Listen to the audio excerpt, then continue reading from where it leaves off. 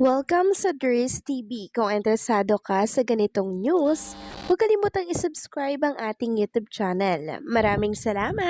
So ayun, welcome back again sa ating YouTube channel mga kakimpaw, and sa update natin ito, ang pag-uusapan natin ay tungkol sa mga importanteng ganap kina Kim and syempre kay Paolo Avellino.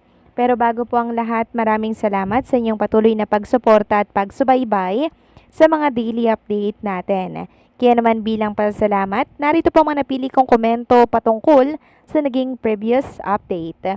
Unang komento mula po ito kay Lutan Homer Hunter.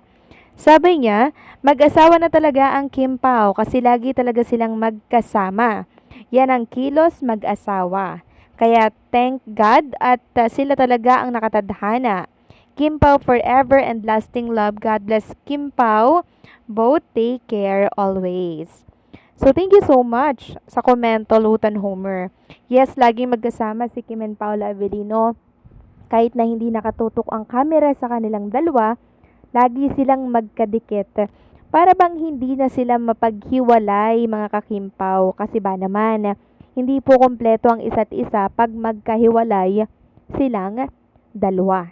So, ganyan po ang epekto ng pagmamahalan ni Kim and Paula Avellino sa isa't isa. Hindi kompleto ang isa't isa pag malayo ang isa.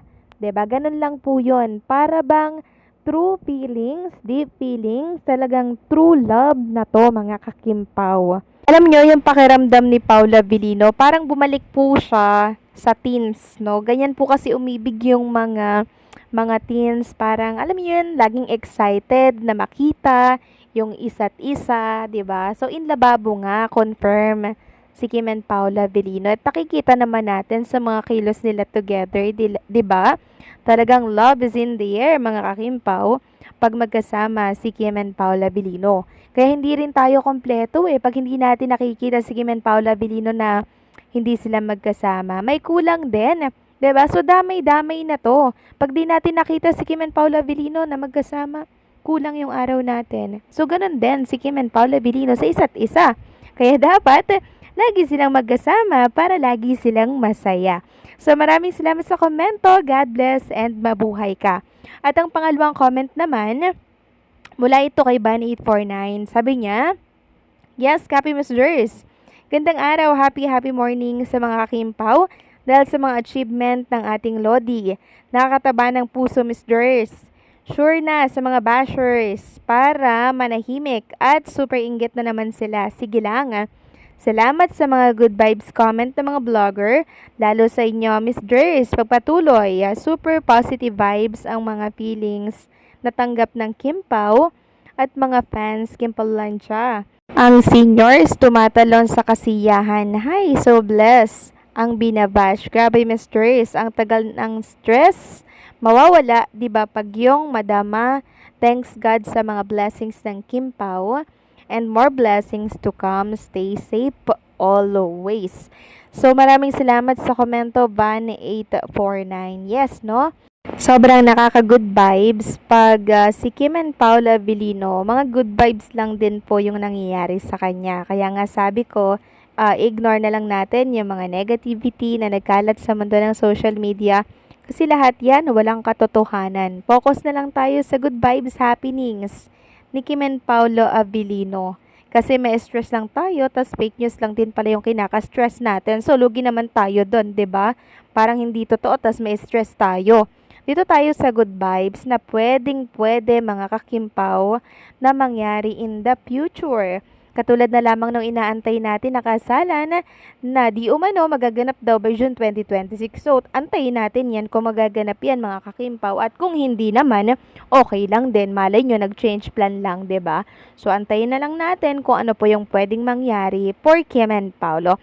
So, maraming salamat sa komento. Ban849, God bless, and syempre, mabuhay ka.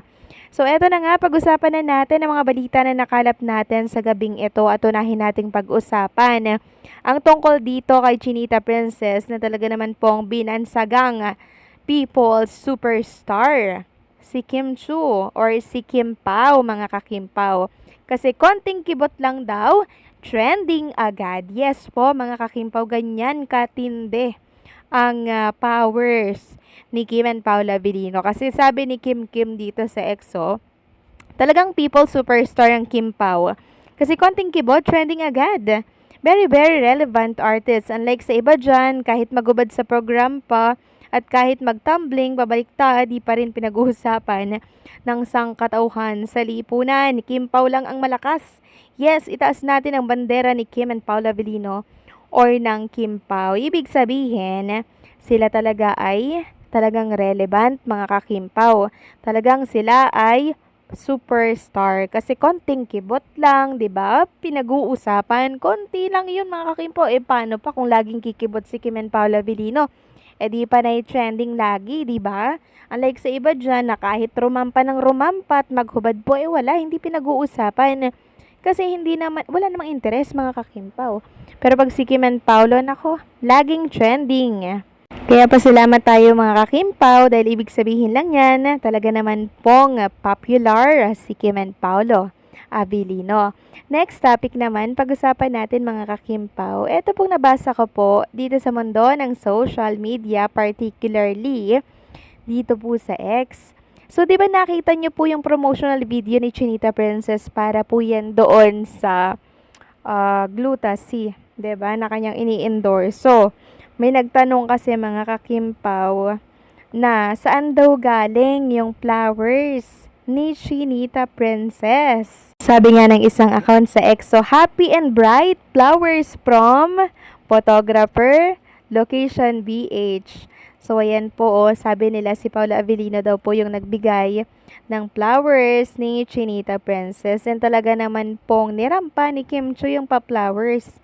And halatang kilig na kilig siya habang pineplex niya po mga kakimpaw yung bulaklak na binigay sa kanya. Naku, napaka-sweet naman ni Paula Abilino kung si Paula Abilino man nga po yung nagbigay nito. Kasi si Paula Abilino, mahilig talaga siyang magbigay ng flowers, mga kakimpaw.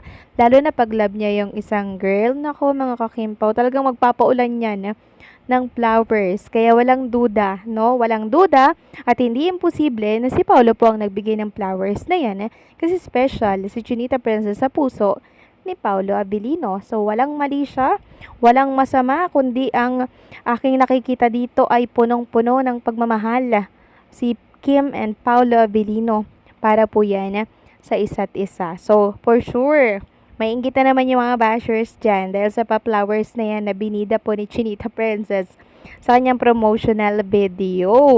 So, ibig sabihin lamang mga kakimpaw na talaga naman pinapatunayan ni Kim yung kanilang pagmamahalan ni Paolo Abilino talaga namang confirm. Hindi man po umaamin, pero 'di ba at least hindi po nila sinisekreto sa publiko. Talagang hayag ang pinapakita nila kung anong meron sa isa't isa. So, anong sa inyo dito mga kakimpaw? Please comment down below.